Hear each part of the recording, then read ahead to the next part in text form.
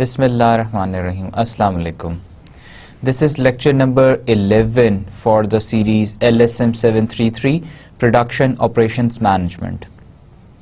And I am Usman bin Saif. In the last lecture, we talked about the process strategies. And there we discussed that there are 4 basic process strategies. The process focus, the strategy which focuses on the process, repetitive focus, and then product focus, and then mass customization. हमने last lecture में discuss किया था कि 4 तरह की process strategies होती हैं, जिसके अंदर हमने कहा था जिसका एक स्ट्रैटेजी वो होती है जिसका फोकस प्रोसेस होता है. प्रोसेस ऑप्टिमाइजेशन की हमने बात की थी, हमने डिस्कस किया था कि प्रोसेस ऑप्टिमाइजेशन या आप अपने प्रोसेसेस को किस तरह से एफिशिएंट कर सकते हैं. फिर हमने कहा था repetitive focus.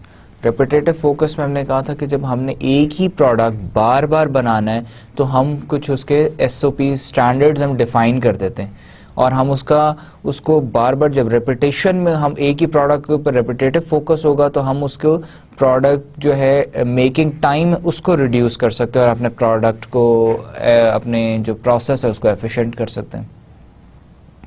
The third one was product focus. Product quality, dimensions, design. और प्रोडक्ट फोकस में हमने डिस्कस किया था हमने कि कौन से एलिमेंट्स हैं जिनकी वजह से हम अपने प्रोडक्ट का डिज़ाइन बेहतर कर सकते हैं. ना सिर्फ डिज़ाइन बेहतर कर सकते हैं, हम प्रोसेस एफिशिएंट कर सकते हैं. जिसमें हमने डिस्कस की थी केस स्टडी कि जैसे टोयोटा कंपनी है. टोयोटा कंपनी अपना प्रोसेस और प्रोडक्ट कैसे एफिशिएंट कर रही है कि प्रोसेस में एक रिपीटेटिव फोकस उनका कैसे कि रिपीटेटिव फोकस में टोयोटा कार्स हैं, जितनी कार्स हैं उन सब कार्स के अंदर वो आइडेंटिकल कुछ पार्ट्स हैं जो आइडेंटिकल यूज़ कर रही है क्योंकि वो एक ही तरह के इंजन उसने बनाने. अब कोई एक इंजन है जो कि VVTi इंजन है, एक इंजन है जो VVTi नहीं है या EFI इंजन है, एक इंजन है जिसके अंदर जो कि जिसकी कैपेसिटी ज़्यादा है वो 2.5 लीटर है, 2500 सीसी इंजन है, एक 2000 सीसी इंजन है, एक 1500 सीसी, एक 1300 सीसी इंजन है. लेकिन उन्होंने प्रोसेस कैसे एफिशिएंट किया. प्रोसेस उन्होंने इस तरह से एफिशिएंट किया है कि एक तो इनकी प्रोडक्शन डिज़ाइन प्लस इसके अंदर जो पार्ट्स लग रहे हैं जैसे ऑयल फिल्टर लग रहा है, एयर फिल्टर लग रहा है, ये इन्होंने आइडेंटिकल कर लिए. अब एक ही जो 2000 सीसी इंजन का जो ऑयल फिल्टर है वही 2500 CC oil filter 2500 CC engine के अंदर भी वही ऑयल फिल्टर लगेगा. जो वाटर बॉडी एक इंजन की वही दूसरे में भी लग रही है. रेडिएटर डिज़ाइन एक जैसे हैं तो उससे उनका एक तो प्रोसेस एफिशिएंट हो गया, प्रोडक्ट एफिशिएंट हो गया, रिपीटेटिव फोकस भी उनका जो है वो एफिशिएंटली उनका प्रोसेस जो है वो रन कर रहे हैं. देन मैस कस्टमाइजेशन एक और हमने फिर बात की थी कि जी जब प्रोसेस में हम कहते हैं तो मैस कस्टमाइजेशन का सबसे बड़ा ये फ़ायदा ये होता है कि हमारी जितनी ज़्यादा हम इकोनॉमीज़ ऑफ स्केल अचीव करेंगे, जितनी ज़्यादा प्रोडक्शन करेंगे उतनी हमारी फिक्स्ड कॉस्ट रिड्यूस हो जाती है. फिक्स्ड कॉस्ट रिड्यूस होने से हमारी ओवरऑल प्राइस जो है हमारी ओवरऑल कॉस्ट जो है वो रिड्यूस हो जाती है. Then comparison of process choices. हमने फिर प्रोसेस की चॉइसेस देखी थी जिसमें हमने कहा था कि कंपेयर इनको आपस में कैसे करते हैं. ये प्रोसेस डिज़ाइन हो ये प्रोसेस डिज़ाइन ये उसमें से और 3 किस्म के प्रोसेस डिज़ाइंस हों जिसमें हमने कहा था कि मैन्युफैक्चरिंग में और दूसरा सर्विस डिज़ाइन में इनमें डिफरेंसेस और उसके बाद किस तरह से हम प्रोसेस डिज़ाइन को चूज़ करेंगे. Then coming to process analysis and design. फिर हमने बात की थी कि प्रोसेस को हम एवेलुएट कैसे करते हैं. हाउ कैन आई से कि this process is efficient and this process is not efficient. उसके लिए फिर हमने टेक्निक्स देखी थी. हमने एक फ्लो डायग्राम्स थी, हमने फ्लो चार्ट्स बनाए थे और देखा था कि ये प्रोसेस और ये प्रोसेस दोनों को कंपेयर किया था और हम कह सकते हैं कि जी ये इस प्रोसेस नंबर 1 और प्रोसेस 2 के अंदर which one is efficient, which one is completed in less time, which one can produce more products, one can produce better products.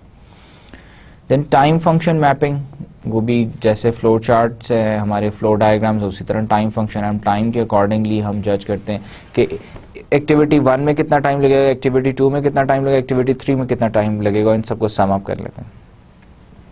Value streaming के वैल्यू के फर्स्ट प्रोडक्शन की या प्रोसेस की first stage के ऊपर कितनी वैल्यू एडिशन होगी, second पे कितनी वैल्यू एडिशन होगी, थर्ड पे कितनी वैल्यू एडिशन होगी। तो हम एक चार्ट बना लेते हैं, मैप बना लेते हैं इसका भी। देन प्रोसेस चार्ट्स हैं। Process charts are like the flow diagrams, जिसके अंदर हम प्रोसेस इनिशिएशन, उसके बाद प्रोसेस 1, प्रोसेस 2, 3, 4, 5 और एंड के ऊपर प्रोडक्ट हमारे पास आ जाता है। Then service blueprinting. Service blueprinting में हमने एक कॉन्सेप्ट पढ़ा था ब्लूप्रिंटिंग का, जिसमें हमने कहा था कि हम एक डायग्राम बना लेते हैं। जैसे अब अगर हम सर्विस प्रोवाइड कर रहे हैं होटल इंडस्ट्री या किसी रेस्टोरेंट में, एक कस्टमर आता है और उसको हमने कैसे सर्विस कैसे प्रोवाइड करनी, तो हम उसका एक चार्ट बना लेते हैं एक्चुअल डिज़ाइन के ऊपर कि हम अपना रेस्टोरेंट का डिज़ाइन बना लेते हैं, डिज़ाइन चार्ट बना लेते हैं। उसके बाद हम उसका कस्टमर से स्टार्ट करते हैं जी, कस्टमर्स वॉक्स इन, तो वो आएगा, कौन सी टेबल पे बैठेगा, कैसे बैठेगा, उसको ग्रीट कैसे करेगा मैनेजर, और उसके बाद फिर उसको टेबल पे कौन सी पे बैठाएंगे, टेबल एलोकेशन कैसे होगी, उसके बाद फूड कैसे ऑर्डर होगा। ये सारा का सारा आप प्रोसेस डिज़ाइन जब चार्ट पे अब उसका ब्लूप्रिंट बना लेते हैं, लेआउट कर लेते हैं। या सिमिलरली आप एक कार प्रोड्यूस कर रहे हैं तो कार का आप ब्लूप्रिंट बना लेते हैं। ब्लूप्रिंट का मतलब है आप एग्जैक्टली वैसी कार बना लेते हैं, एक एक कंपोनेंट उस आप फोटोग्राफ के अंदर, पिक्चर के अंदर दिखा सकते हैं। That is called service blueprinting. Then we talked about the customer interaction and process design, कि कस्टमर इंटरेक्शन और प्रोसेस डिज़ाइन का आपस में रिलेशनशिप कैसे होगा। Customer walks into your restaurant and then your process design, आपका जो प्रोसेस है आपका फूड ऑर्डर करने का, फूड रिसीव करने का, फूड डिलीवर करने का, ये सारा with the customer. Then more opportunities to improve process services. Services के अंदर अपॉर्चुनिटीज़ हमने आइडेंटिफाई की थी कि क्या क्या अपॉर्चुनिटीज़ हो सकती हैं किसी भी प्रोसेस को एफिशिएंट करने के लिए। Then we talked about the selection of equipment technology, कि हम इक्विपमेंट और टेक्नोलॉजी से, इनोवेशन से कैसे अपने प्रोसेसेस को एनहेंस कर सकते हैं। Then production technology, machine technology की भी हमने बात की थी, कि हमने बात की थी सिलेक्शन ऑफ इक्विपमेंट टेक्नोलॉजी में कि हमारे एक तो प्रोडक्शन टेक्नोलॉजी और सर्विस के अंदर हमने अलग अलग हमने बात की थी कि प्रोडक्शन के अंदर कौन कौन सी हम टेक्नोलॉजी यूज़ कर सकते हैं, जिसमें हमने कहा था मशीन टेक्नोलॉजी, कि जो काम एक पहले मैनुअली आप हाथ से कर रहे थे, अब वो उसकी जगह मशीन काम कर रही है, मशीन के थ्रू हो रहा है, प्रोसेस एफिशिएंट हो गया, एक्यूरेट हो गया। Then automatic identification system, RFID, अब आपने RFID सिस्टम लगा दिया जिसके अंदर क्या होता है कि पहले तो मैनुअली आप अपने प्रोडक्ट आपका प्रोड्यूस हो रहा है, उसके बाद आप उसको काउंट कर रहे हैं और उसका डिज़ाइन या उसको आप क्वालिटी कंट्रोल चेक कर रहे हैं। अब it is through the automatic RFID systems, automatic identification या RFID सिस्टम, वो लेज़र के थ्रू ऑटोमेटिकली, अब अगर एक बॉटलिंग प्लांट है, वो बॉटल्स बनाते हैं और उसको फिर फिल करते हैं, जूस फिल करते हैं और वो जूस सेल करते हैं। अब अगर मैनुअली करना होगा तो जी बॉटल प्रोड्यूस होगी, बॉटल का डिज़ाइन एक एक बोतल को उठा के वहाँ पे जो सुपरवाइज़र या सर्वेयर है वो खड़ा होगा, एक एक बोतल को चेक करता जाएगा और कन्वेयर बेल्ट पे रखता जाएगा और वो आगे चलती जाएगी फिलिंग के लिए। लेकिन नाउ अब जो है RFID सिस्टम से ऑटोमेटिकली लेजर्स के थ्रू बॉटल चेक हो जाती है कि बॉटल की शेप ठीक है, नहीं, अगर नहीं ठीक तो वो डिस्कार्ड कर देता है, अगर ठीक है तो कन्वेयर बेल्ट में चली जाती है। इसी तरह ऑटोमेटिकली वो फेल होती है और उसके ऊपर लेबल लगता है और वो आपको टोटल आपको काउंट पता चल रहा होता है कि इस वक्त कितनी बॉटल्स एग्जैक्टली एक्यूरेटली प्रोड्यूस हो गई हैं और कितनी फेल हो गई हैं। इसी तरह प्रोसेस कंट्रोल सिस्टम्स हैं जिसके अंदर कि हम कंप्यूटर्स के थ्रू आप अपने प्रोसेस को कंट्रोल करते हैं, कंप्यूटर्स के थ्रू आप अपने प्रोसेसेस को रन करते हैं। विजन सिस्टम्स हैं जिसके अंदर कि आप थ्रू द कैमराज आप काउंट कर रहे होते हैं अपने प्रोडक्ट्स को। रोबोट्स हैं, अब रोबोटिक्स की वजह से हमारी जो प्रोडक्शन सिस्टम है वो एक्चुअली कल्चरल बहुत बड़ी चेंज आ गई है। पहले क्या होता, जिस तरह अगर हम कार्स की बात करें, कार्स को वेल्डिंग और ये सारे काम आप मैनुअली होते थे, कार गाड़ियों के पार्ट्स असेंबल, गाड़ियाँ मैनुअली असेंबल होती थी, but now the robots have come in, और वो एक तो ह्यूमन एरर बीच में से ख़त्म हो गया because robots accurately they can work on the craftsmanship, or they are more efficient, they can produce, they can assemble more cars in less time than the humans. Then there was another production technology which is called automated storage and retrieval system. Automated storage and retrieval system का मतलब है कि आपने जिस तरह भी हमने बात की कि बॉटलिंग प्लांट है, वहाँ पे क्या हो रहा है कि बॉटल प्रोड्यूस हो रही है। जैसे अगर हम बात करें कोका कोला की फैक्ट्री है, कोका कोला का बॉटलिंग प्लांट है, वहाँ पे क्या हो रहा है कि प्लास्टिक की पहले बॉटल प्रोड्यूस होती है, उसके बाद उसके अंदर कोक फिल होती है और वो सील होती है, और ये सारा ऑटोमेटिकली हो रहा है through the machines. Machine produce करती है, बॉटल को चेक करती है, उसके बाद बॉटल को फिल करती है, फिल करके ऊपर सील कर देती है। नाउ सील करने के बाद वो बॉटल्स पैक भी ऑटोमेटिकली होती हैं। एक तो पैक होती हैं, पैक होने के बाद वेयर हाउस में वो या शेल्फ्स के ऊपर वो ऑटोमेटिकली थ्रू द रोबोट्स और थ्रू द कन्वेयर बेल्ट्स वो शिफ्ट हो जाती है। और एनी टाइम मुझे लेट्स सपोज के आई हैव सोल्ड 50,000 बॉटल्स, तो मैं 50,000 बॉटल्स कंप्यूटर से ही कमांड दूंगा, ऑटोमेटिकली मैं वहीं से उसे कंट्रोल करूंगा, तो वो और मैं ऑर्डर करूंगा 50,000 बॉटल्स मेरे वेयर हाउस से निकल के बाहर आ जाएंगी मेरे स्टोरेज से। उन्होंने शेल्फ्स बनाए हुए होते हैं, बड़े बड़े ऊंचे शेल्फ्स हैं, वो ऑटोमेटिकली उनके पास ये हैं लिफ्ट सिस्टम्स हैं, जो कि लिफ्ट्स हैं, ऑटोमेटिक हैं और कंप्यूटर से कंट्रोल्ड हैं, और वो जैसे प्रोडक्ट प्रोड्यूस होते जाते हैं वो लिफ्ट के थ्रू वो वहाँ पे शेल्फ्स में वो चीज़ पहुँचती जाती है। तो जितने आपको चाहिए उतना आप लिफ्ट को कमांड दें, वो आपको वापस बाहर निकाल के ला देगा। Then automated guided vehicles. अब गाइडेड व्हीकल्स का एक नया कॉन्सेप्ट है जो कि अब जितने भी बड़े लार्ज स्केल मैन्युफैक्चरर्स हैं वो सब यूज़ कर रहे हैं। उसमें ये होता है कि कार मैन्युफैक्चरिंग है, कार की असेंबली लाइन है। असेंबली लाइन में ये होता है कि एक बेल्ट होती है बड़ी सारी, उसके ऊपर गाड़ी का फ्रेम रख देते हैं, उसके ऊपर एक पोर्शन, एक डिपार्टमेंट जो है उसके अंदर डैशबोर्ड फिट करता है, वो नेक्स्ट डिपार्टमेंट में उसको आगे बेल्ट पे चल के आगे चली जाती है। अब वो नेक्स्ट डिपार्टमेंट के अंदर वो उसके अंदर कोई और काम हो रहा है, फिर पेंट हो रही है, फिर इंजन लग रहा है, फिर उसके टायर्स लग रहे हैं, सस्पेंशन लग रही है। इसी तरह अब वो कन्वेयर बेल्ट की जगह ऑटोमेटेड गाइडेड व्हीकल्स आ गए। अब वो क्या करते हैं, एक उसके ऊपर उन्होंने एक वो होता है प्लेटफॉर्म सा होता है, प्लेटफॉर्म के ऊपर उन्होंने एक गाड़ी का फ्रेम रखा और एक फर्स्ट डिपार्टमेंट के अंदर वो उसको उन्होंने वेल्ड किया, सेकंड डिपार्टमेंट के अंदर उसमें उन्होंने स्क्रूज लगाए। अब वो फर्स्ट से सेकंड डिपार्टमेंट में वो क्या करते हैं, अब वो एक तो पहले तो बेल्ट सिस्टम तो बेल्ट पे रखा, बेल्ट चल रही है आगे स्ट्रेट लाइन में आगे जा रही है। अब क्या है कि वो जो है प्लेटफॉर्म है, प्लेटफॉर्म वो राफ्ट्स बनी हुई हैं, उसके ऊपर उन्होंने गाइडेड व्हीकल्स बने उसके ऊपर रखा, वो ऑटोमेटिकली इलेक्ट्रिक होती हैं या वो वहाँ से जैसे आपने रखा काम अपना, आपने डिपार्टमेंट में काम फिनिश किया, वो अगले डिपार्टमेंट में जाने, वो खुद ही वहाँ से चलेगी और ऑटोमेटिकली अपना रास्ता देख के उन्होंने ऑलरेडी फीड किया होता है उसको, वो वहाँ दूसरे डिपार्टमेंट पहुँच जाएगी, वहाँ काम होगा, उसके बाद उससे अगले डिपार्टमेंट में चली जाएगी वो गाड़ी जिसके ऊपर उन्होंने आपने गाड़ी का चीज़ेस रखा हुआ। कंप्यूटर इंटीग्रेटेड मैनेजमेंट, जिस तरह कि हमने पहले डिस्कस किया कि कंप्यूटर इंटीग्रेटेड मैनेजमेंट है, कंप्यूटर्स के थ्रू आप अपने सिस्टम्स को, प्रोसेसेस को कंट्रोल कर सकते हैं, रोक सकते हैं, चेक कर सकते हैं, उसको स्टार्ट कर सकते हैं। इसी तरह technology in services, technology in services हमने अभी बात की प्रोडक्शन या मैन्युफैक्चरिंग में देखा, अब सर्विसेज में टेक्नोलॉजी कैसे यूज़ हो रही है।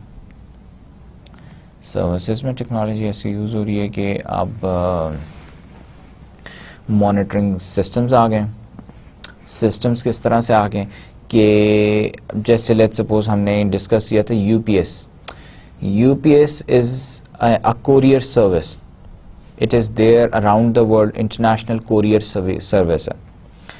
अब ये क्या करते हैं, मैंने लेट्स सपोज ऑस्ट्रेलिया कोई पैकेज भेजना है, मैंने एक डब्बा भेजना है, बॉक्स भेजना है जिसमें कुछ चीज़ें, अब मैं यहाँ यूपीएस के ऑफिस जाता हूँ, या लेट्स सपोज हम यूपीएस या टीसीएस की हम एग्जांपल ले लें। टीसीएस भी वही चीज़ है, यूपीएस की तरह एक इंटरनेशनल कोरियर सर्विस है। अब अगर मैं टीसीएस वालों को मैंने एक बॉक्स भेजना है, मैंने कराची भेजना है, और कराची मैंने अपने किसी फ्रेंड को कोई गिफ्ट भेजना है, अब वो मैं जाके गिफ्ट जो है पैक करके डब्बे में बॉक्स में पैक करके टीसीएस को दे देता हूँ। टीसीएस क्या करती है, वहाँ पे अपने सिस्टम में उसको एंटर कर लेती है, मुझसे अपनी फ़ी ले लेती है, और उसके बाद मुझे एक ट्रैकिंग नंबर दे देती है। अब वो ट्रैकिंग नंबर क्या होता है कि वो ट्रैकिंग नंबर मैं उनकी वेबसाइट के ऊपर जाके नंबर वहाँ पर ट्रैक कर सकता हूँ कि एग्जैक्टली वो पैकेज या वो जो है बॉक्स कहाँ पे। तो मैं जब उनकी वेबसाइट पे जाता हूँ तो वो क्या करता है, मुझे बताता है कि जी इस वक्त इन ट्रांजिट या कार्गो में है, it is going from Islamabad to Karachi, it has reached Islamabad airport, और अब वो एयरपोर्ट पे वो बुक हो रहा है, और अब कस्टम क्लियरेंस हो रही है, अगर कहीं बाहर के मुल्क जा रहा है तो कस्टम क्लियरेंस हो रही है, और उसके बाद फिर वो ड्यूरिंग फ्लाइट है, कराची पहुंच गया, कराची में रीचेकिंग हो रही है, वेरिफिकेशन हो रही है, then it will go to their main जो टीसीएस सेंटर, वहाँ से डिस्ट्रीब्यूशन सेंटर, वहाँ से फिर आपके उनका राइडर आपके घर पे या जिस अपने फ्रेंड को भेजा उसके घर डिलीवर कर जाएगा। अब ये सारा प्रोसेस जो है it is connected. How is it connected? Through GSM chips के थ्रू, और ये जितने इनके राइडर्स हैं, जितने इनके स्कैनर्स हैं, उन सब में जीएसएम चिप लगी हुई है। हर स्टेज से जब वो बॉक्स गुजरता है, वेरिफिकेशन से बॉक्स गुजरा, उसके बाद कस्टम क्लियरेंस से बॉक्स गुजरा, उसके बाद एयरपोर्ट पहुंचा तो फिर वहाँ उन्होंने उसको स्कैन किया। एवरी टाइम वो अपना स्कैन जब करते हैं तो वो डाटा अपलोड होता जा रहा है, और वो मैं उस डाटा को ट्रैक कर सकता हूँ। So there are so many kind of things. इसी तरह हमने टेक्नोलॉजी इन सर्विसेज के अंदर एक और एग्जांपल एक डिस्कस की थी कि रेस्टोरेंट इंडस्ट्री में अब क्या हो रहा है। रेस्टोरेंट इंडस्ट्री में ये हो रहा है कि आपके पास मैनेजर आता है ऑर्डर लेने, या वेटर आता है ऑर्डर लेने, और आप उसे ऑर्डर देते जा रहे हैं। पहले होता था कि जी कागज़ पे वो ऑर्डर लिख रहा होता था, अच्छा जी ये है, आपने इतना खाना खाना है, आपको ये चाहिए, आपको ये चाहिए, आपको ये चाहिए। अब वो क्या, उसके पास ने एक कंप्यूटर स्क्रीन पकड़ी हुई, छोटी सी स्क्रीन्स पकड़ी हुई हैं, या मोबाइल फ़ोन की तरह टच स्क्रीन्स है, उसके ऊपर आप उसे बता रहे हैं, वो उसके ऊपर मेन्यू बना हुआ है, वो मेन्यू को क्लिक करता जा रहा है। आपने 4 नान खाने हैं, आपने एक चिकन कढ़ाई खानी है, वो सारे के सारे उसके ऊपर टच करता जा रहा है, और एंड के ऊपर आपको समरी बताता है कि जी आपका टोटल मेन्यू आपने जो सेलेक्ट किया, आपका टोटल फूड ये है, आपको एक दफ़ा वो बता देता है, और साथ आपको बता देता है कि आपकी टोटल कॉस्ट इतनी बनेगी, अप्रॉक्सीमेट टोटल कॉस्ट, ठीक है, और वो आपको बता देता है। और उसके बाद आप कहते हैं हाँ जी ठीक है, ऑर्डर प्लेस करते हैं, तो वो ओके करता है, तो वो ऑटोमेटिकली उनके किचन में थ्रू द वाईफाई और थ्रू एनी अदर जो कम्युनिकेशन आजकल ब्लूटूथ, वाईफाई और ये सारे ये हैं, ये वो उनके किचन में वो ऑलरेडी ऑर्डर 1 सेकंड के लेस देन अ सेकंड के अंदर ऑर्डर रिसीव भी हो जाता है। अभी वेटर आपके पास ही खड़ा हुआ है और वो ऑर्डर किचन में रिसीव हो गया। जैसे ही किचन में रिसीव होता है तो वो ऑर्डर प्रिपेयर होना शुरू हो जाता है। हार्ड रॉक कैफ़े में भी ऐसे ही होता है। हार्ड रॉक कैफ़े के अंदर जो है लेस देन 5 मिनट्स में वो ऑर्डर आपकी टेबल पर डिलीवर करता है। यही प्रोसीजर है उनके पास में। Then we talked about the process redesigning. Process redesign में हमने बात की थी कि प्रोसेस को एफिशिएंट करने के लिए there are techniques to redesign the processes.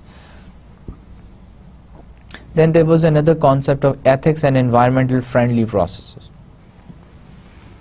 हमने कहा था कि एथिक्स क्या होती है। एथिक्स हमारी सोशल रिस्पॉन्सिबिलिटी है टुवर्ड्स द सोसाइटी।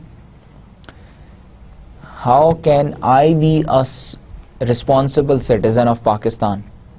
मैं रिस्पॉन्सिबल सिटीजन ऐसी बन सकता हूँ कि मैं अपनी सोसाइटी के अंदर कोई गलत काम ना करूँ, करप्शन ना हो, मैं वायलेंस ना हो, मैं कहीं गन ना डालूं, अपने मुल्क को साफ़ रखूं, ख़ुद अपना काम मेहनत से करूं और सोसाइटी को नुकसान ना पहुंचाऊं। This is what ethics is. तो अब मेरा process is as a company, अगर मैं इसी चीज़ को रेप्लिकेट करूं, बात करूं, तो कंपनी के अंदर मेरे प्रोसेसेस क्या हैं। प्रोडक्शन है, प्रोडक्शन से अगर मेरा धुआं बहुत ज़्यादा निकल रहा है, स्मोक वेस्ट बहुत ज़्यादा हो रहा है, या मेरा केमिकल वेस्ट है जो कि मैं रिवर में डाल रहा हूँ, सारे पूरे पाकिस्तान ने उस रिवर का पानी पीना है, तो वो पोल्यूट हो रहा है, लोग सांस ले रहे हैं धुएं की वजह से, तो मैं उन प्रोसेसेस को ठीक करूं जिनकी वजह से मैं सोसाइटी को डैमेज कर रहा हूं, और इसको मैं कहूँगा कि जी they are unethical practices that I am doing.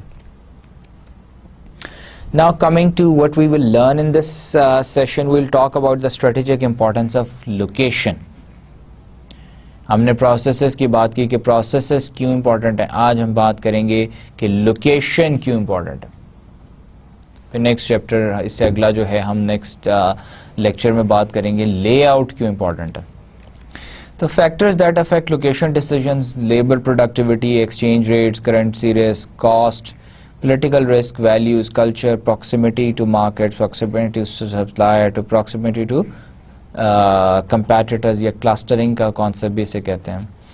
Then we will talk about the methods of evaluating location alternatives, जिसमें हम देखेंगे कि factor rating method एक है, location break even analysis है, center of gravity method है, transportation model है.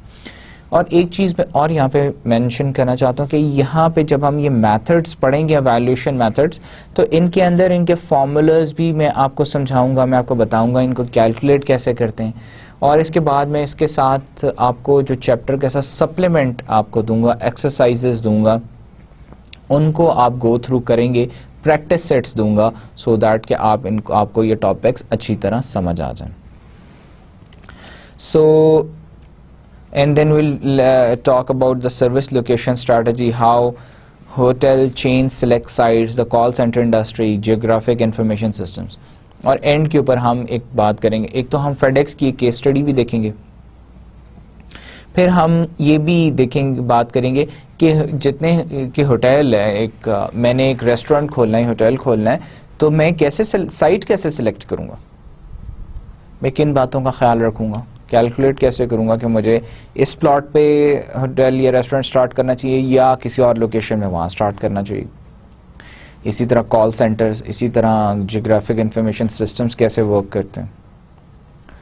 सो let's start our session which is about the location decision.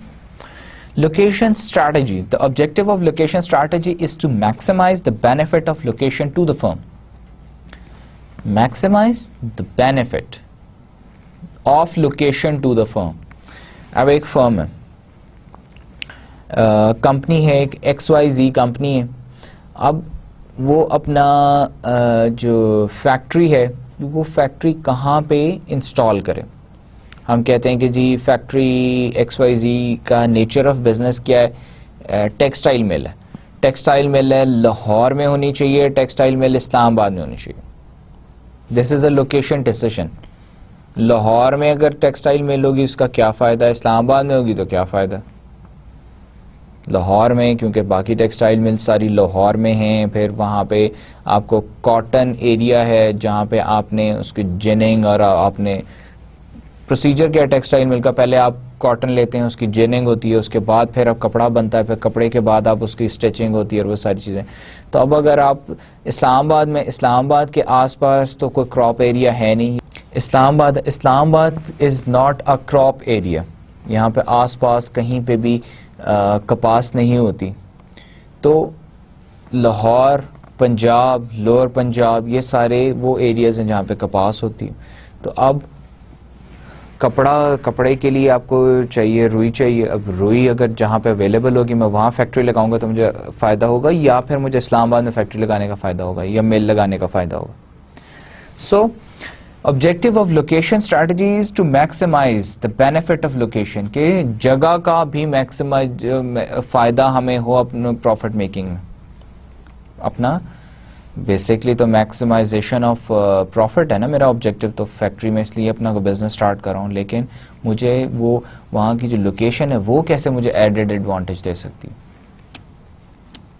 One of the most important long term decision a firm makes once committed to a location, many resources and cost issues are difficult to change.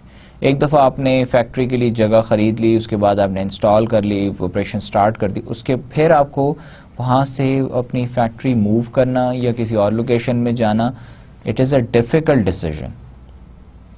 Decisions made relatively infrequently और infrequent होता आपने एक दफ़ा जहाँ factory लगा ली, अब सालों साल वहीं पे ही अपने ऑपरेशन रन करते हैं, बार बार नहीं. आप हर साल ये नहीं कहते कि इस साल इस्लामाबाद सही, अगले साल लाहौर में फैक्ट्री लगा लेंगे.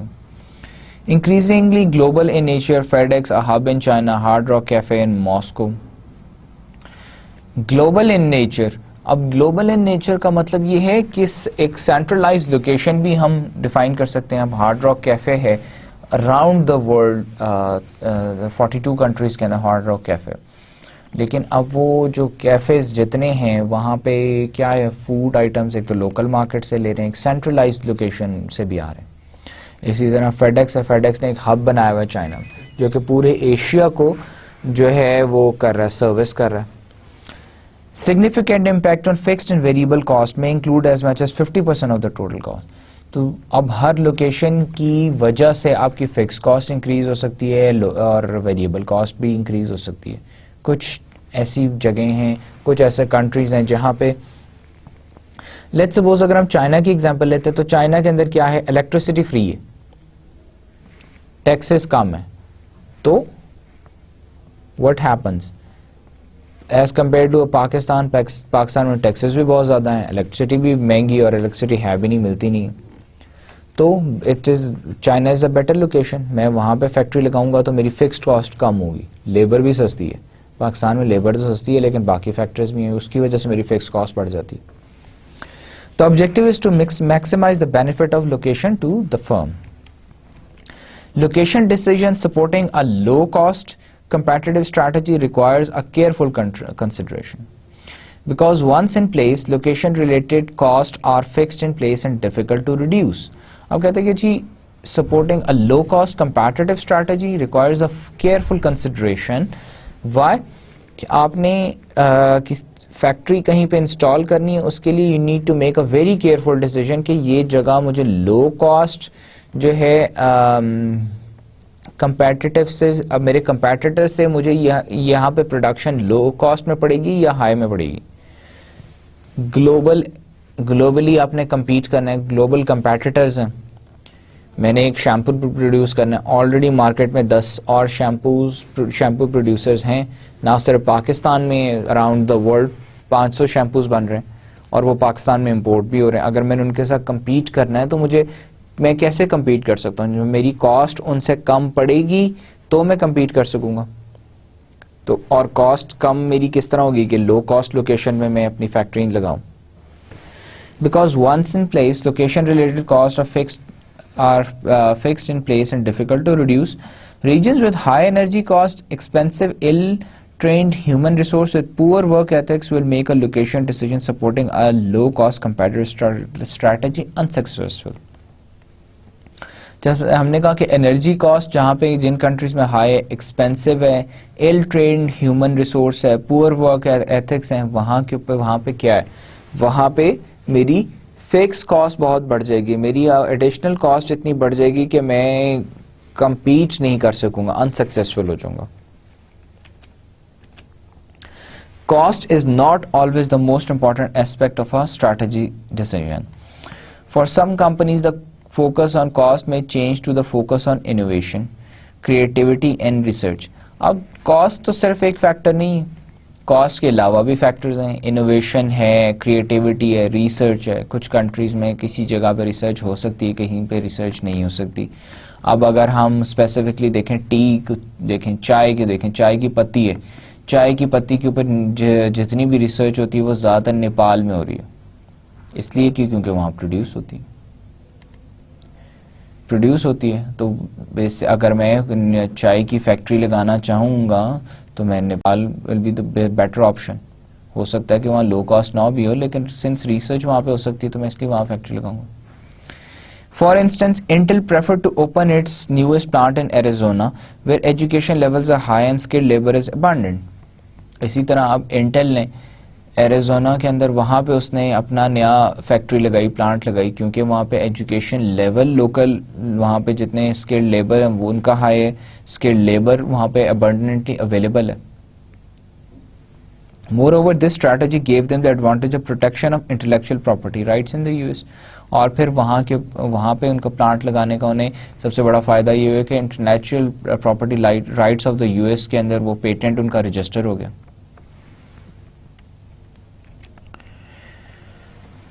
Coming to a case study of FedEx. FedEx is another international courier service which is there in almost all the countries. FedEx, किसी कंट्री को भी आपने भेजना है, आप यहाँ इस्लामाबाद में, लाहौर में, कराची में, तमाम सिटीज़ में इनके ऑफिसेज़ हैं. मैं अमेरिका कोई किसी फ्रेंड को कोई चीज़ भेजना चाहता हूँ, या मेरा कोई बिज़नेस है यूके में, मैं उसके लिए कोई बिज़नेस आइटम्स भेजना चाहता हूँ, तो भी मैं I will go to FedEx या DHL या UPS या TCS. ये सारे इंटरनेशनल कोरियर सर्विसेज हैं. अब FedEx क्या कर रहा है? Central hub concept enables service to more locations with fewer aircrafts, enables matching of aircraft flights with package loads, reduce mishandling and delay in transit because there is a total control of package from pickup to delivery. FedEx से let's suppose मैंने एक friend है Australia में, उसको मैंने एक कुछ चीज़ें भिजवानी. लेट्स सपोज उसने मुझे फ़ोन किया, उसने कहा कि पाकिस्तान से मुझे कोई बुक्स चाहिए. मैंने कहा ठीक है, मैं आपको बुक्स भिजवा देता हूँ. अब मैंने बुक्स मार्केट से ख़रीदी, मैंने उनको पैक किया बॉक्स में और FedEx को दे दी. FedEx ने मुझसे रिसीव की, और रिसीव करने के बाद FedEx ने वो क्या किया, भिजवा दी. कहाँ पे? इंग्लैंड भेज दी. पहले इंग्लैंड क्यों भेज दी? क्योंकि FedEx का यूके के अंदर सेंट्रल हब है, लंदन में. अब मैप पे अगर आप नक्शे के ऊपर, दुनिया के नक्शे के ऊपर देखें, पाकिस्तान बीच में, ऊपर इंग्लैंड है, यूके, और नीचे ऑस्ट्रेलिया. अगर मैं यहाँ से पाकिस्तान से ऑस्ट्रेलिया की फ़्लाइट है, तकरीबन डायरेक्ट फ़्लाइट जो है 9 घंटे की फ़्लाइट है, और इसी तरह यूके की डायरेक्ट फ़्लाइट भी 9 घंटे की. लेकिन वहाँ से यूके से, अगर आप यूके से ऑस्ट्रेलिया की फ़्लाइट 22 घंटे की है, 24 घंटे की है. सो दोनों डिफरेंट लोकेशंस में. कोई इसकी कोई जस्टिफिकेशन, रैशनल ये तो समझ आता है कि मैंने ऑस्ट्रेलिया भेजना है, उन्होंने यूके क्यों भेज दिया भाई पहले?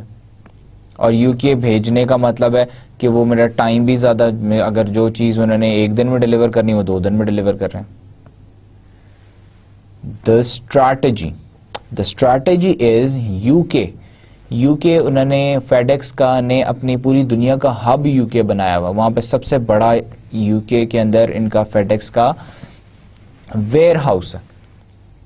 अब वो क्या करते हैं कि दुनिया से जो चीज़ भी उन्होंने जहां भेजनी होती है वो सबसे पहले भेजते हैं यूके. क्यों भेजते हैं यूके? क्योंकि पाकिस्तान से अगर उन्होंने भेजनी है ऑस्ट्रेलिया, पाकिस्तान से ऑस्ट्रेलिया भेजनी है, तो उसके लिए या तो वो स्पेशल फ्लाइट, FedEx जो कंपनी, इनके पास अपने एयरक्राफ्ट्स भी हैं, जहाज़ भी हैं, गाड़ियाँ भी हैं, तो वो या तो अपनी स्पेशल फ़्लाइट पे भेजेंगे या फिर वो किसी लोकल फ़्लाइट के ऊपर भेजेंगे. और अगर लोकल फ़्लाइट पे भेजेंगे तो लोकल फ़्लाइट के लिए उनको एडिशनल पैसे किसी और कंपनी को भी देने पड़ेंगे, किसी और कंपनी के थ्रू भेजेंगे.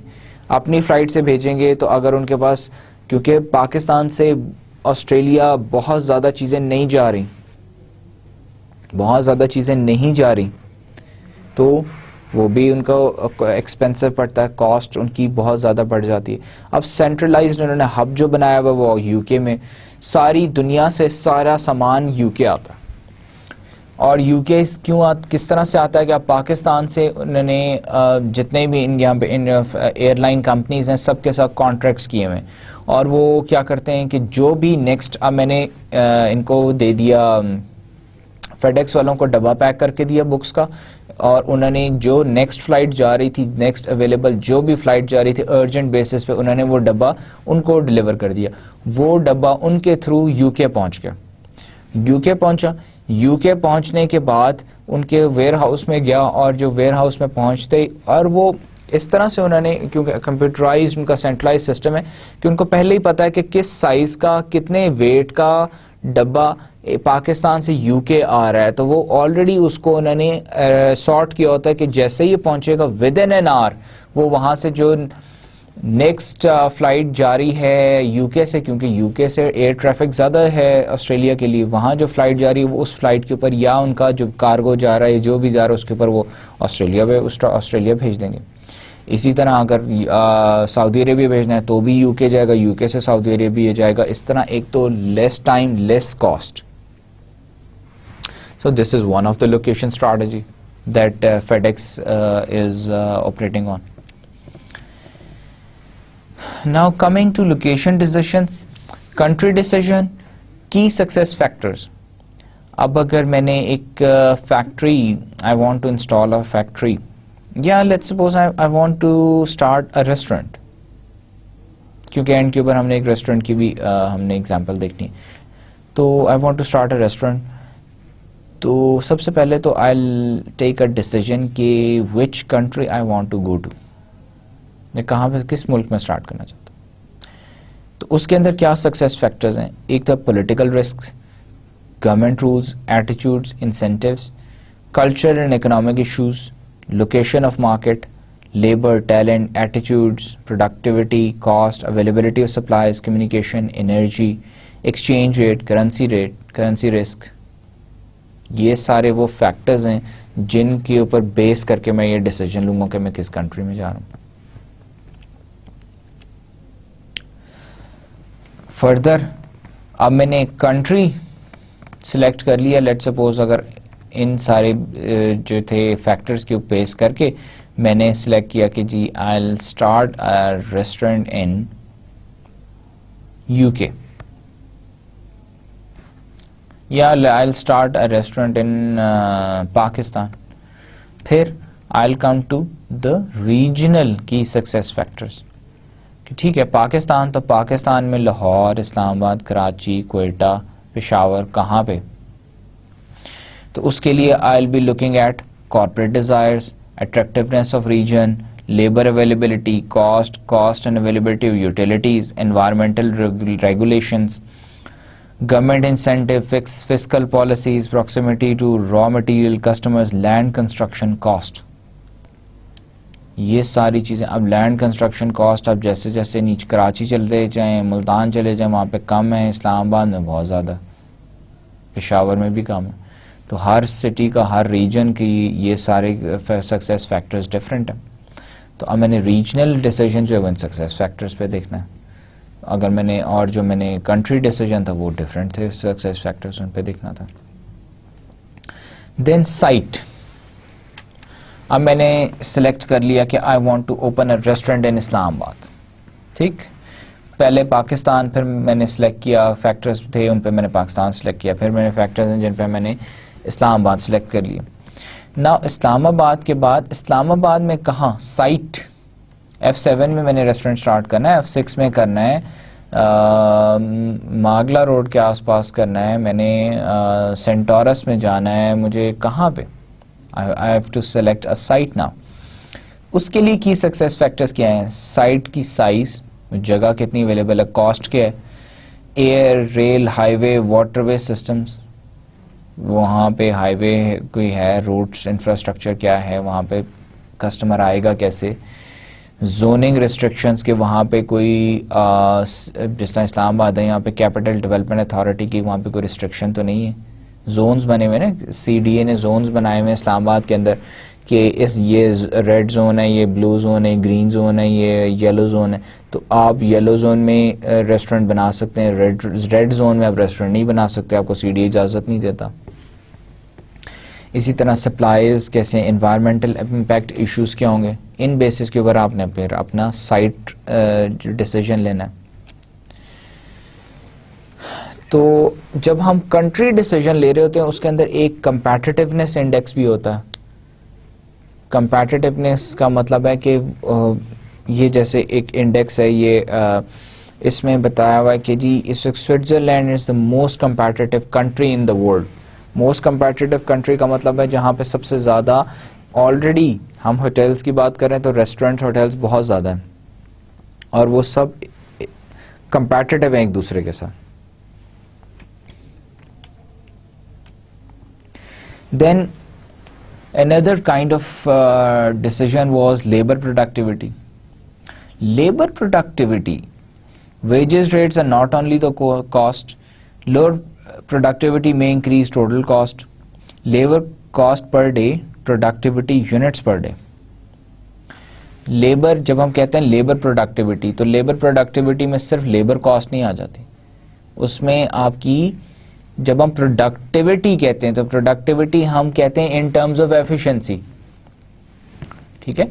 एफिशिएंसी का मतलब ये है कि एक तो लेबर कॉस्ट है, लेबर कॉस्ट का मतलब ये है कि हम लेट्स सपोज हमने एग्जांपल हम डिस्कस करें रेस्टोरेंट की, रेस्टोरेंट के अंदर वेटर्स हैं, कुक्स हैं, मैनेजर्स हैं। अब वेटर्स की सैलरी, अब जब हम कहते हैं लेबर प्रोडक्टिविटी तो it's not only the labour जो आपका आप वेजेस दे रहे हैं या आप वेटर को या सैलरी दे रहे हैं उसकी कॉस्ट नहीं है, उसकी एफिशिएंसी भी शामिल है। एफिशिएंसी कैसे आएगी? एफिशिएंसी हमारे पास ऐसे आएगी कि हमने वेटर की सैलरी या उसकी वेज जो भी है उसको आप वेटर की कॉस्ट प्लस उसने दिन में कितना काम किया, दैट इज प्रोडक्टिविटी। सो अगर हम प्रोडक्टिविटी हमने कैलकुलेट करनी हो लेबर प्रोडक्टिविटी तो कैसे करेंगे? Labour cost per day divided by the productivity units per day, तो हमारे पास क्या आ जाएगा? लेबर प्रोडक्टिविटी कॉस्ट आ जाएगी, पर यूनिट आ जाएगी। जैसे अगर हम देखते हैं कि दो स्टेट्स में देखते हैं, कनेक्टिकट और जुआरेस मैक्सिको। कनेक्टिकट जो है अमेरिका में है, वो दूसरा मैक्सिको में है जुआरेस। कनेक्टिकट में जो है लेबर प्रोडक्टिविटी 1.17 पर यूनिट है और मैक्सिको में 1.25 है। तो जहाँ पे लेबर प्रोडक्टिविटी ज़्यादा होगी वहाँ पे हम इन्वेस्ट करेंगे। फिर ethical issues, location decisions based on cost alone can create difficult ethical situations. Some news from international media, at least 11 15-year-old children were discovered to be working last year in the 3 factories which supply Apple. Labor laws, child protection acts, ये और इस तरह की हर country के अंदर labour laws different हैं, child protection acts different हैं। अब इंटरनेशनल मीडिया का भी इसमें बड़ा रोल है।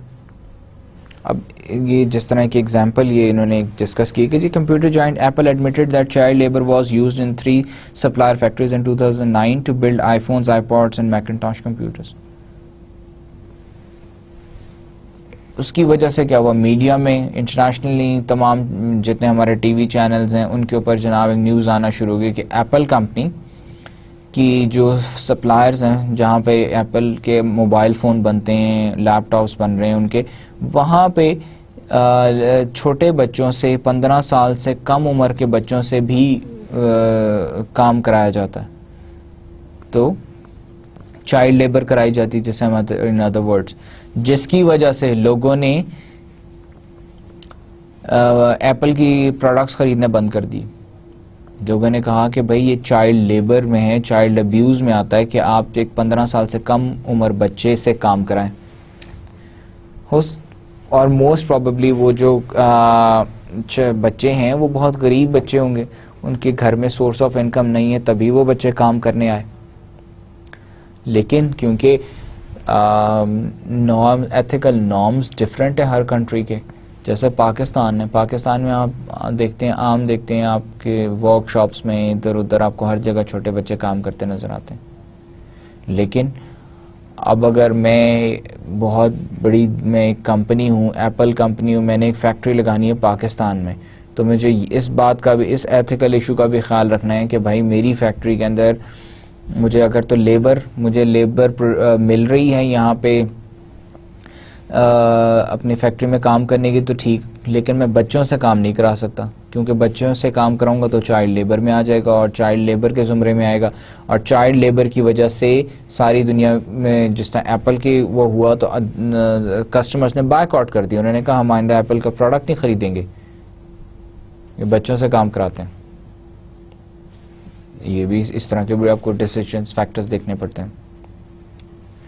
7 factors that affect location decisions, overall 7 factors, जिसमें कि labour productivity, exchange rate and currency risk, cost, tangible such as utilities, labour material, taxes, intangible quality of life, education level, political risk, values, culture, cultural ethics, proximity to markets. Proximity कहते हैं दूरी, या एक market से कि आपकी factory market से कितनी दूर है, ये कितनी उसकी प्रॉक्सिमिटी में है, कितनी उसका डिस्टेंस है। इसी तरह सप्लायर आपसे कितना दूर है, इसी तरह आपका कंपेटिटर आपसे कितना दूर है। Factors that affect location decision, एक तो हमारा लेबर प्रोडक्टिविटी था, वही एग्जांपल जो अभी हमने डिस्कस की कि जहां पे हमारी प्रोडक्टिविटी ज़्यादा होगी हम वहां पे इन्वेस्ट करेंगे। फिर further exchange rate, currency risk can have a significant impact on cost structure, rates change over time. Exchange rate हमें क्यों मैटर करता है? एक्सचेंज रेट हमें इसलिए मैटर करता है क्योंकि आपने अपनी फैक्ट्री, अगर लेट्स सपोज एप्पल कंपनी अपनी फैक्ट्री पाकिस्तान में लगा लेती है, पाकिस्तान में, और वो डिफरेंट कंट्री से अपने जो हैं उसके पार्ट्स इंपोर्ट करेगी, तो जब पाकिस्तान में इंपोर्ट करेगी तो बाहर तो जिस कंट्री से भी वो ख़रीदेंगे वो डॉलर्स में ख़रीदेंगे, पाकिस्तान में आके फिर उसको रुपीज़ में कन्वर्ट करना पड़ेगा, कस्टम ड्यूटीज़ पे करनी पड़ेंगी। फिर करेंसी रिस्क, पाकिस्तानी करेंसी जो है ज़्यादा वॉलेटाइल है, फ्लक्चुएट ज़्यादा करती है, रुपी डी वैल्यू ज़्यादा होता है, तो उसकी वजह से उनको नुकसान होता है। फिर वो जो यहाँ पे जितना भी फैक्ट्री में प्रोड्यूस करेंगे, सेल करेंगे और एक्सपोर्ट करेंगे, उसको फिर क्योंकि यहाँ पे तो रुपी में कैलकुलेशन, फिर उसको डॉलर में कैलकुलेट बैक करेंगे, और क्योंकि उन्होंने अपना प्रॉफिट भी, they take their profit back to their country, तो भी उनको तो एक्सचेंज रेट और करेंसी रिस्क दोनों का उनको डर। Cost, tangible measured cost such as utility, labour, material, taxes पे पाकिस्तान में अगर हम लगा रहे हैं तो पाकिस्तान में टैक्सेस किस रेट पे, कितने टैक्सेस हैं, टैक्सेस ज़्यादा हैं, कम हैं, और कंट्रीज़ के अंदर चाइना में टैक्सेस नहीं हैं, चाइना में टैक्सेस हैं, यूटिलिटीज़ भी हैं, लेकिन वहाँ पे आपको इनिशियली अगर आप जाके वहाँ पे लगाते हैं तो फर्स्ट 5 ईयर कोई टैक्स नहीं है, कोई आपको यूटिलिटी नहीं पे करनी, वाटर चार्जेस नहीं है, इलेक्ट्रिसिटी चार्जेस कोई नहीं है इंडस्ट्री के लिए। Intangible assets less easy to quantify include education, public transportation, community quality of life। अगर हम पाकिस्तान की बात करें तो इंटेंजिबल क्या है कि यहाँ पे लेबर जो है अवेलेबल है वो स्किल्ड है या अनस्किल्ड है, एजुकेटेड है अनएजुकेटेड है, क्वालिटी ऑफ लाइफ क्या है उनकी। Location decisions based on cost alone can create difficult ethical situations. Political risk, value and culture, national, state, local government attitudes towards private and intellectual properties, zoning, pollution, employment, stability may be in flux। तो क्या है, ये सारी चीज़ें वो factors हैं जिनको आपने कंसिडर करना होता है। Workers' attitudes toward turnover, unions, absenteeism. Globally, cultures have different attitudes towards punctuality, legal and ethical issues। Now ranking corruption, जब हम एथिक्स की बात करते हैं, हमने अभी लास्ट स्लाइड के अंदर हमने बात की वैल्यूज़ की, कल्चर की, तो वहाँ पे corruption is another factor, important factor. तो जब कंट्रीज़, जब कॉरपोरेशंस डिसाइड कर रही होती हैं कंट्रीज़ को, तो तब वो ये इस बात को भी मद्देनज़र रखते हैं, देखते हैं कि जी जो उस कंट्री का करप्शन इंडेक्स क्या है, करप्शन कितनी ज़्यादा है, जितनी ज़्यादा करप्शन होगी उतनी उनकी कॉस्ट इंक्रीज कर जाती है। तो ये कुछ कंट्रीज़ हैं जिनका इन्होंने दिया हुआ रैंक दिया हुआ है। फर्स्ट रैंक के ऊपर न्यूजीलैंड है जहाँ पे कि 9.5 उनका स्कोर है और 9.5 आउट ऑफ 10, जिसका मतलब है कि वहाँ पे it is near absolutely no corruption है। इसी तरह सोमालिया में उन्होंने कहा जो मोस्ट करप्ट कंट्री है दुनिया का Somalia. Factors that affect location decision, जिसमें proximity to market very important to services, JIT systems और हाई ट्रांसपोर्टेशन कॉस्ट में make it important for manufacturers. Markets, मेरी फैक्ट्री या मेरी प्रोडक्शन प्लांट असेंबली जितना मार्केट के करीब होगी उतनी मुझे ट्रांसपोर्टेशन कॉस्ट कम मुझे खर्च करनी पड़ेगी, जितना मैं दूर जाऊंगा उतना मुझे ज़्यादा करनी पड़ेगी। इसी तरह सप्लायर्स अब सप्लायर्स में ये भी हो सकता है पेरिशेबल गुड्स हैं जो कि ख़राब हो जाती हैं जल्दी, हाई ट्रांसपोर्टेशन कॉस्ट हैं, बल्कि प्रोडक्ट्स हैं जिनको ट्रांसपोर्ट करना मुश्किल।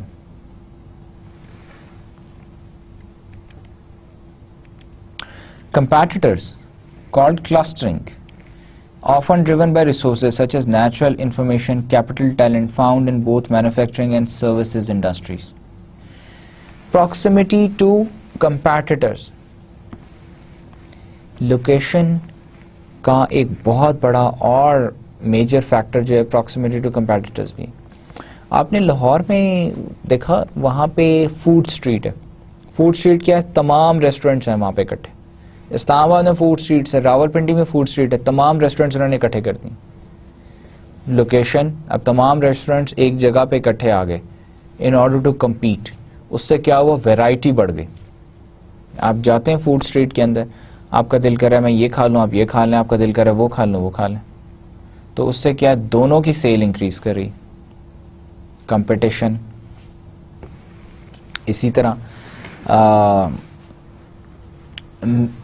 तरह मिचेल्स हो गया, और यहाँ पे पाकिस्तान में 2 कंपनीज हैं जो कि जिनके फार्म्स हैं, सारे फार्म्स हैं जहाँ पे ये बनाते हैं जैम्स, जेली, स्क्वाशेस बन रहे हैं, कर्शी वाले, ये सारे के सारे एक ही जगह पे क्लस्टर में हैं क्योंकि वहाँ फार्म्स के पास हैं।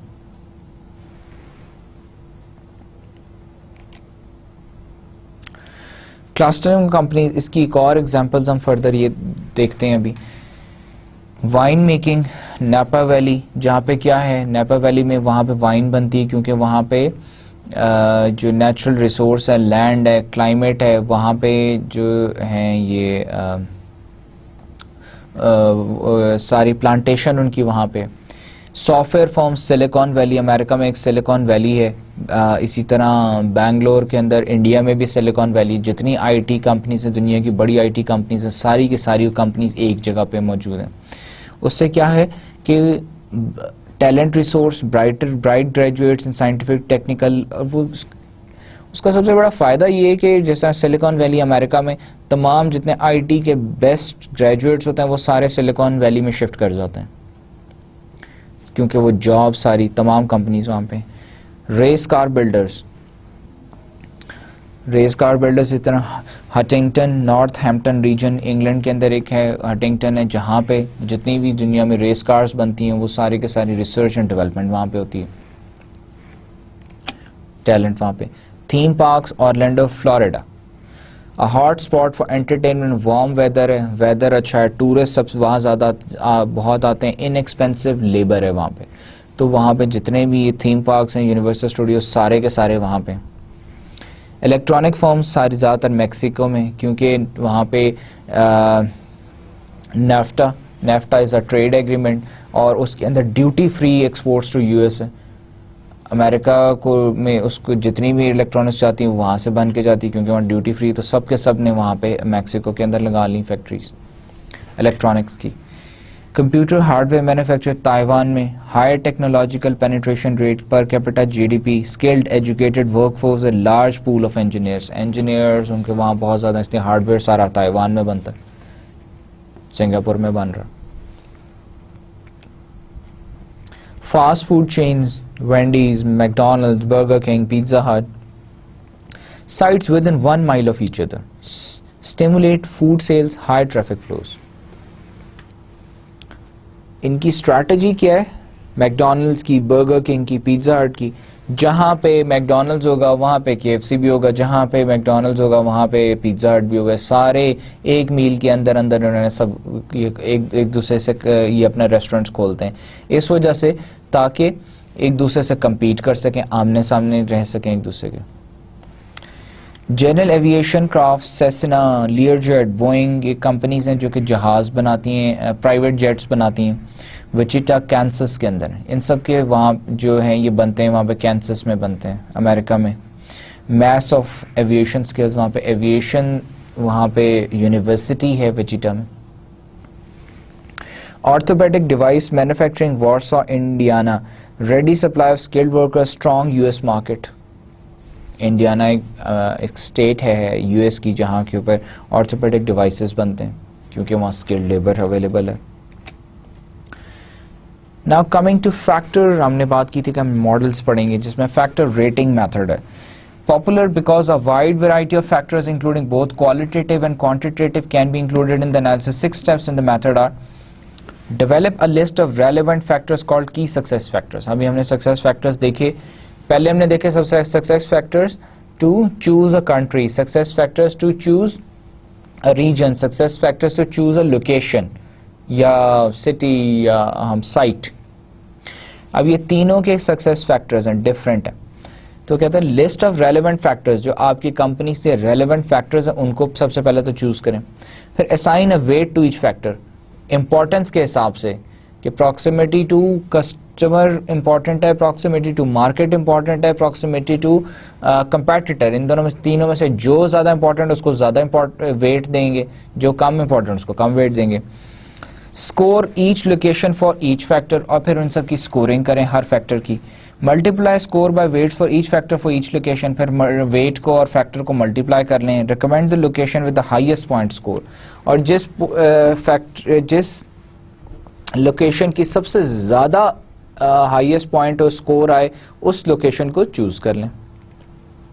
इसकी हम एक एग्जांपल देखते हैं कि जी फैक्टर की सक्सेस फैक्टर्स क्या हैं किसी कंपनी के लिए, कि लेबर अवेलेबिलिटी एंड एटीट्यूड है, ठीक है जी। फ्रांस के अंदर 70 है, डेनमार्क में स्कोर है आउट ऑफ 100, फ्रांस में इतना है, डेनमार्क में 60 है, वेट उसका 0.25% है। People to car ratio 0.5 weight है, फ्रांस में 50 है, डेनमार्क में 60 है। पर कैपिटा इनकम वेट उसका है, इंपॉर्टेंस है 0.10, और फ्रांस में 0.10 है, फ्रांस में 85 है, डेनमार्क में 80 है। Tax structure, education and health, अब ये वेट्स आउट ऑफ 100% में उन्होंने डिवाइड कर लिया कि जी आउट ऑफ 100% इसकी इतनी इंपॉर्टेंट है, इसकी इतनी इंपॉर्टेंस, इतनी इंपॉर्टेंस, टोटल 100% हो गई। अब फ्रांस का स्कोर, डेनमार्क का स्कोर, अब उन्होंने क्या किया, वेट को उस कंट्री के स्कोर के साथ मल्टीप्लाई किया और उन्होंने एक जो है निकाल लिया, पर फैक्टर वेट निकाल लिया, उन सब का टोटल कर लिया। तो डेनमार्क का 68 है, फ्रांस का 70.4 है। तो इसका मतलब है we'll choose France, it has a better score. Then there is another methodology which is called break-even analysis. Method of cost volume analysis used for industrial locations. 3 steps in the model. Determine fixed and variable cost for each location. Fixed cost और variable cost हर location की आप निकाल लेते हैं। China के अंदर fixed cost less होगी, पाकिस्तान में fixed cost ज़्यादा होगी। Plot the cost for each location, और उनकी उस कॉस्ट को हर लोकेशन के ऊपर प्लॉट कर लें हम। मैं आपको बताता हूँ अभी किस तरह से आप ग्राफ पे प्लॉट कर लें। Select location with the lowest total cost for expected production volume. ये देखें जिस तरह सिटीज़ के नाम है, एक सिटी एक्रन है, एक है बॉलिंग ग्रीन है, एक शिकागो है। इसके अंदर अगर एक्रन के अंदर हम अपने प्लांट लगाते हैं तो वहाँ पे फिक्स कॉस्ट 30,000 है, बॉलिंग ग्रीन में 60 है, 110 है, शिकागो में 110,000। वेरिएबल कॉस्ट भी इसी तरह हमारे पास आ गई, और हमारे पास सेलिंग प्राइस है $120 है। एक्सपेक्टेड वॉल्यूम 2000 यूनिट्स है, हमने 2000 यूनिट्स बनाने हैं। तो हमने टोटल कॉस्ट निकाल ली। टोटल कॉस्ट कैसे आती है, fix cost plus variable cost into volume. Variable cost 75 है, वॉल्यूम 2000 यूनिट्स है, मल्टीप्लाई करके फिक्स कॉस्ट के साथ ऐड करेंगे तो हमारे पास टोटल कॉस्ट आ जाएगी। अब हमारे पास एक्रन की टोटल कॉस्ट $180,000 है, बॉलिंग ग्रीन की $150,000 है, और शिकागो की $160,000 है। और हमने करना क्या है, select location with lowest total cost for expected production volume. Lowest cost हमारी कहाँ पे आ रही है, बॉलिंग ग्रीन में आ रही है। अगर हम इसे ग्राफ पे प्लॉट करते हैं तो आप इसमें देखें कि वाई एक्सेस के ऊपर हमारा क्या एनुअल कॉस्ट आ रही है, एक्स एक्सेस के ऊपर हमारा वॉल्यूम आ रहा है। अब ये आप देखेंगे ग्रीन लाइन 30,000 से स्टार्ट हो रही है। 30,000 से इसलिए स्टार्ट हो रही है क्योंकि 0 to 30,000 एकरन की ग्रीन लाइन एकरन को शो करें, एकरन की फिक्स कॉस्ट है। इसी तरह आपकी बॉलिंग ग्रीन की फिक्स कॉस्ट 0 to 60 है, 60 से स्टार्ट हो रही है। शिकागो की 110,000 है, 110 से स्टार्ट हो रही है। और उसके बाद ये आप इसके ऊपर डॉट्स देखेंगे। अब जो एकरन का डॉट आपका जाके आएगा 160 पे, शिकागो का आपका आता है, शिकागो का डॉट आता है आपका 180,000 के ऊपर और दूसरे का आपका 150,000 पे। सो ब्रेक इवन आपका कहां पे आ रहा?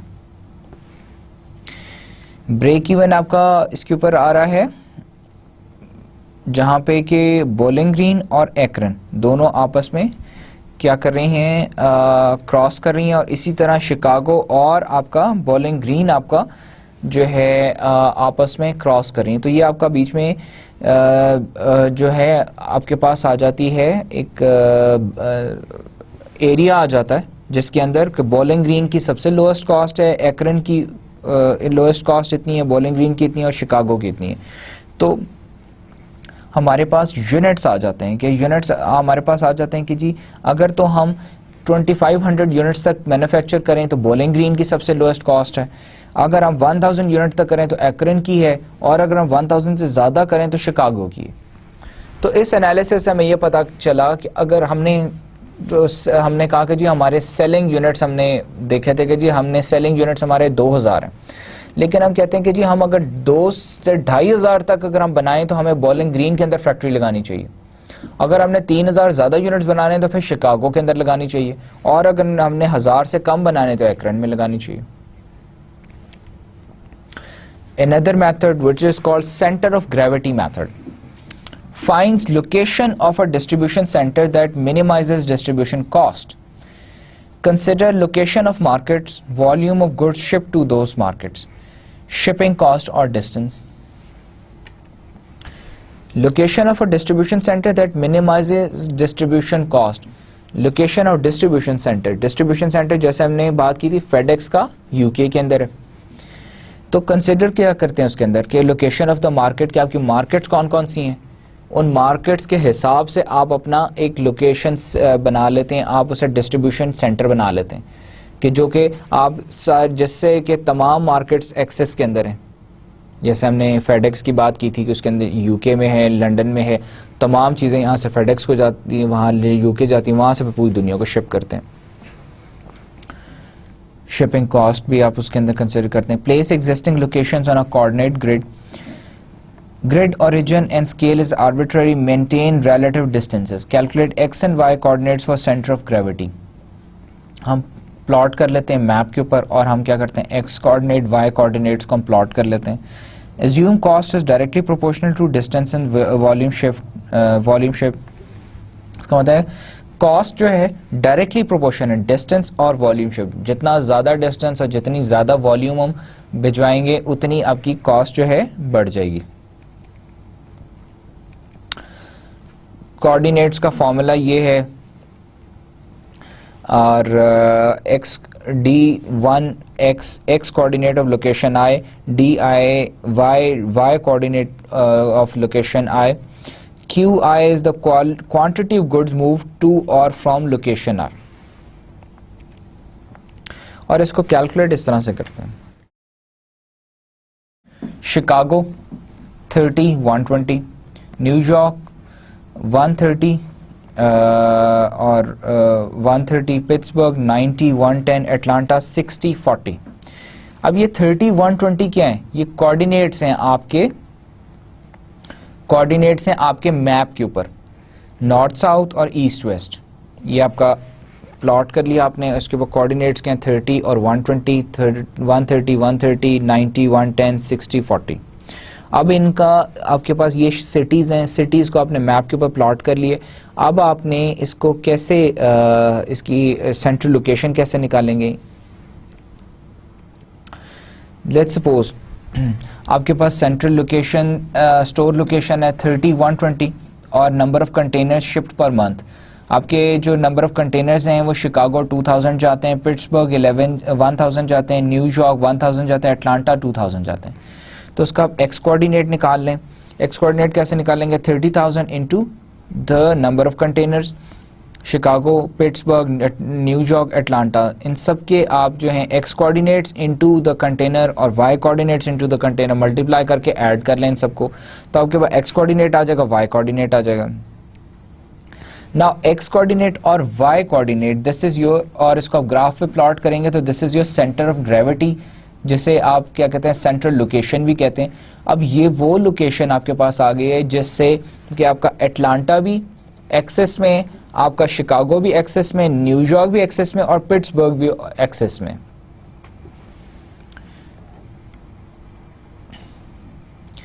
Another model which is called transportation model finds amounts to be shipped from several points of supply to several points of demand. Several points of supply, several points of demand. Points of supply क्या होते हैं? मैंने ख़रीदनी है, कोई चीज़ ख़रीदनी है तो पॉइंट्स ऑफ सप्लाई क्या होंगे? मैं चाइना से ख़रीद सकता हूँ, मैं अमेरिका से ख़रीद सकता हूँ, यूके से ख़रीद सकता हूँ। तो ये यहाँ से इनपुट्स हैं और मैं उस चीज़ को फर्दर, मैंने कार ख़रीदी, चाइना से ख़रीदी, चाइना से ख़रीद के मैंने उस कार के ऊपर रीवर्क किया, उसका इंजन चेंज किया, उसमें स्पोर्ट्स किट लगाई और उसके बाद मैंने सेल कर दी। अब वो पॉइंट ऑफ सप्लाई से लेकर वो पॉइंट ऑफ डिमांड के पास चली जाएगी। Solutions will maximize total production and shipping cost, a special class of linear programming problems. So transportation model के अंदर what do we do? Transportation model basically हम में क्या करते हैं कि पॉइंट ऑफ सप्लाई और point of demand, point of supply और पॉइंट ऑफ डिमांड के अंदर हम लीनियर प्रोग्रामिंग मॉडल अप्लाई करते हैं, जिसके थ्रू हम जो है एक ऑप्टिमल प्रोडक्शन हम लाइन हम ड्रॉ कर लेते हैं, जिससे हमारी की टोटल प्रोडक्शन कॉस्ट मिनिमम हो सकती है। Service location strategy. Service sector focuses on maximizing revenue. The most important factor affecting location decision in service industry are purchasing power of customer drawing area, demographics, competition, physical qualities of facilities. Service location strategy, ये तो हमने यहाँ तक तो production की सारी बात की, प्रोड्यूस करो और डिमांड एरियाज़ में और सप्लायर से लो उसको प्रोड्यूस करो और डिमांड एरियाज़ में सेंड कर दो।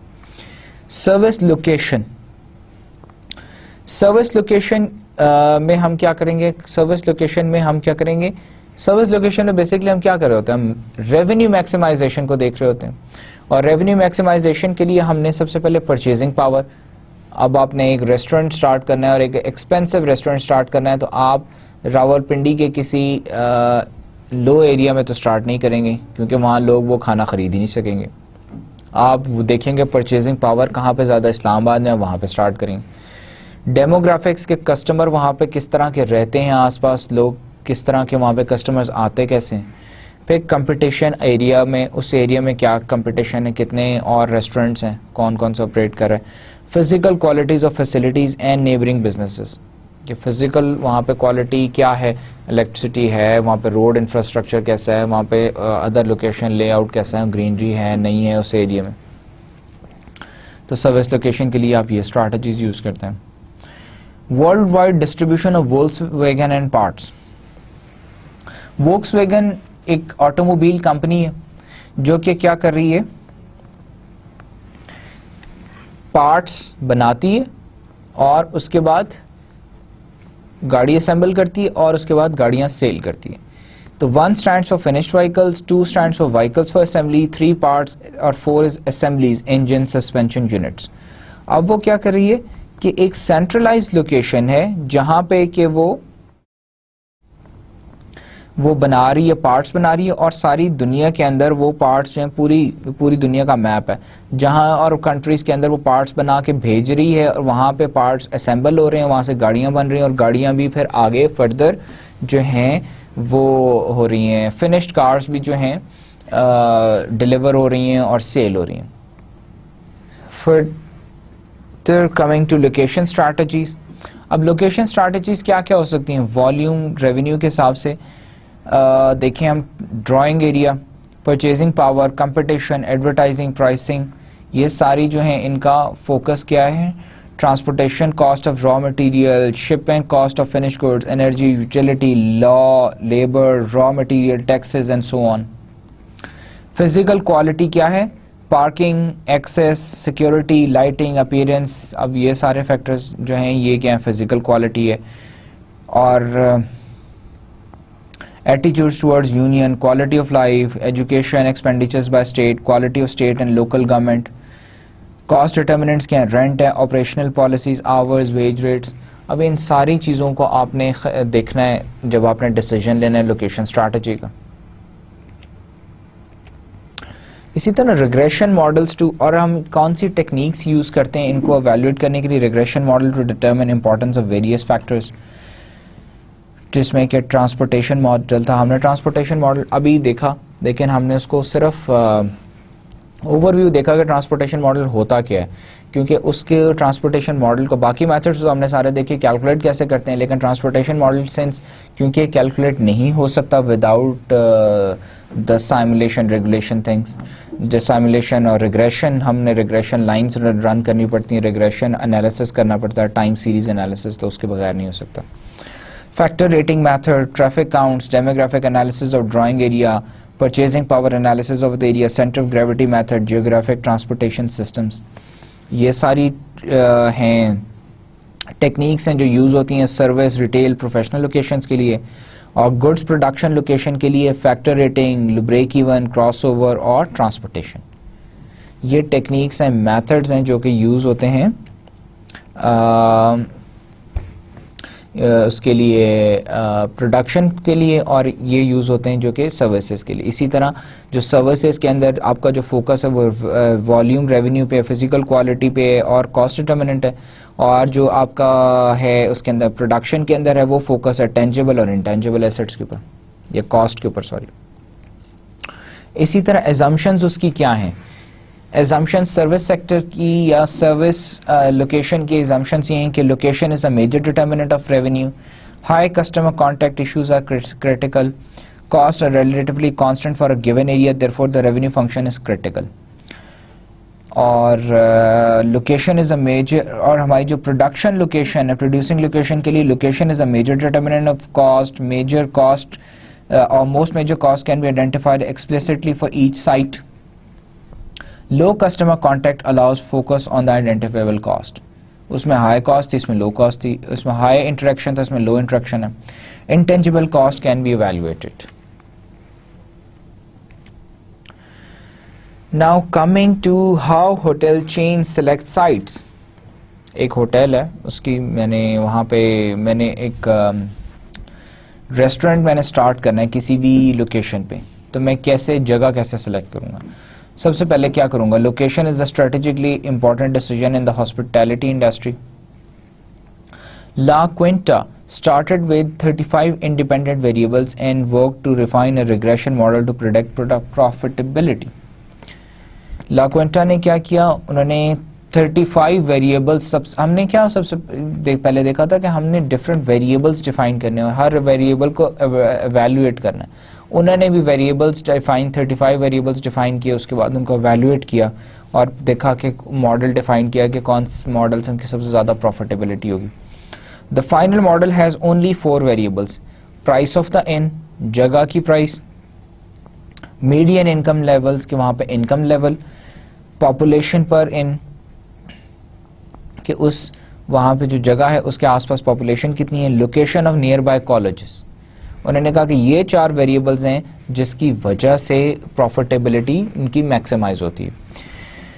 और उन्होंने फिर उसकी जब रिग्रेशन लाइन बनाई, रिग्रेशन रन किया, तो उसके अंदर आर स्क्वायर उन्होंने कैलकुलेट किया, आर स्क्वायर उनका 0.51 आया, जिसका मतलब 51% of the profitability predicted by just 3, बस just these 4 variable, in 4 variables, 35 variables है, उसमें से ये 4 वेरिएबल्स हैं जो कि 51% प्रॉफिटेबिलिटी अर्न करके देंगे।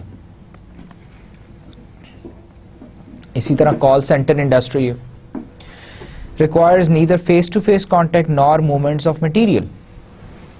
कॉल सेंटर्स होते क्या हैं? मेरे पास मोबाइल है, यूफोन की सर्विस यूज़ कर रहा हूँ, मोबिलिंक की सर्विस यूज़ कर रहा हूँ, वारिद की सर्विस यूज़ कर रहा हूँ।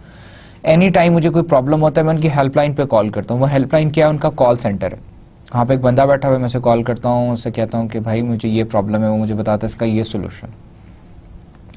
इसी तरह आपने कोई लैपटॉप ख़रीदा, डेल का लैपटॉप ख़रीदा, उसमें कोई प्रॉब्लम आ गया, आपने डेल वालों को कॉल किया, उनके कॉल सेंटर पे कॉल जाती है, आप उसे प्रॉब्लम बताते हैं, वो कहता है जी इस तरह से ठीक हो सकता है, आप हमें वापस भिजवा दें, हम ये कर देंगे। This is a call centre. अब इसके लिए कॉल सेंटर की location is very important.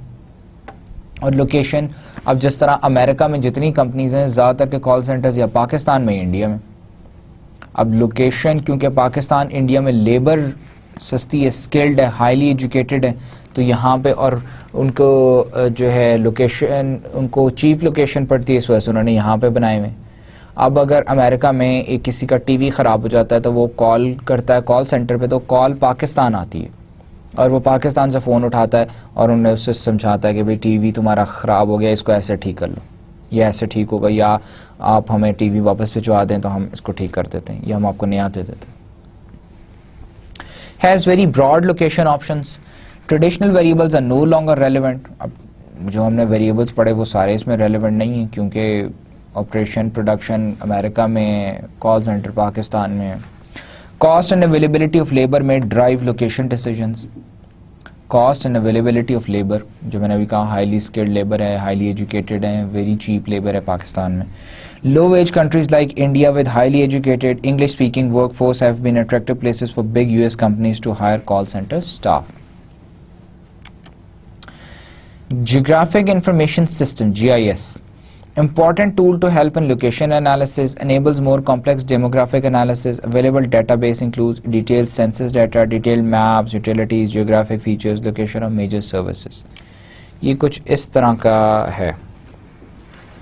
GIS एक information, computer based information system है। ये उनकी इस तरह का इनका पेज होता है जिसके ऊपर आपने, अब कुछ भी मैं देखना चाहता हूँ, मैं देखना चाहता हूँ कि अमेरिका में, या मैं देखना चाहता हूँ पाकिस्तान के अंदर इस्लामाबाद में कितने होटल्स हैं, मैं इसके ऊपर जाके सर्च करूँगा, मुझे पता चल जाएगा और एग्जैक्ट मैप के ऊपर लोकेशन दे देगा कि ये इस रेस्टोरेंट यहाँ पे, यहाँ पे, यहाँ पे, यहाँ पे, और इस एरिया में इतनी पॉपुलेशन है, और इस एरिया के अंदर इतनी इनकम लेवल ये है, इस एरिया का इनकम लेवल ये है, इस एरिया का इनकम लेवल ये।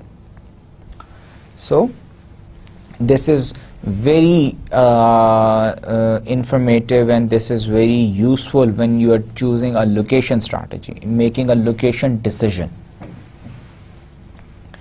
So now we have come to the end of today's session. We talked about the strategic importance of location, then the factors that affect the location decisions, and then methods of evaluating decisions, जिसमें हमने कहा कि the factor rating method, location break even analysis, center of gravity और transportation। हमने कहा ये 4 methods use होते हैं प्रोडक्शन लोकेशंस के लिए, और हमने फिर सर्विस लोकेशंस के लिए फर्दर हमने मेथड्स देखे, और इसमें भी हमने ट्रांसपोर्टेशन मेथड को सिर्फ हमने ओवरव्यू किया, since it requires time series analysis regression, तो हम क्योंकि वो रिग्रेशन मैनुअली नहीं कर सकते, कंप्यूटर्स पे ही कर सकते हैं सिर्फ। इसी तरह फिर हमने एंड के ऊपर देखा कि सर्विस लोकेशन स्ट्रैटेजीज़ किस तरह से, होटल चेन एक हमने स्टार्ट करनी है या हमने रेस्टोरेंट स्टार्ट करना है तो उसके लिए क्या क्या फैक्टर्स हमने देखा, उसके हमने कहा जी 35 वेरिएबल्स उन्होंने सबसे पहले आइडेंटिफाई किए, और इवेंचुअली उन्होंने जब उसका रिग्रेशन किया, उसका उन्होंने R² निकाला, तो उनको पता चला कि जो 51% प्रॉफिटेबिलिटी वो सिर्फ 4 फैक्टर्स है, बाकी जितने फैक्टर्स हैं 31 फैक्टर्स उनसे बाकी आ रही है। तो उन्होंने कहा जी मोस्ट इंपॉर्टेंट ये 4 फैक्टर्स। फिर कॉल सेंटर की हमने बात की, फिर हमने जियोग्राफिक इंफॉर्मेशन सिस्टम्स देखे कि how they can help us in location decisions. So now we have come to the end of today's lecture. Thank you very much.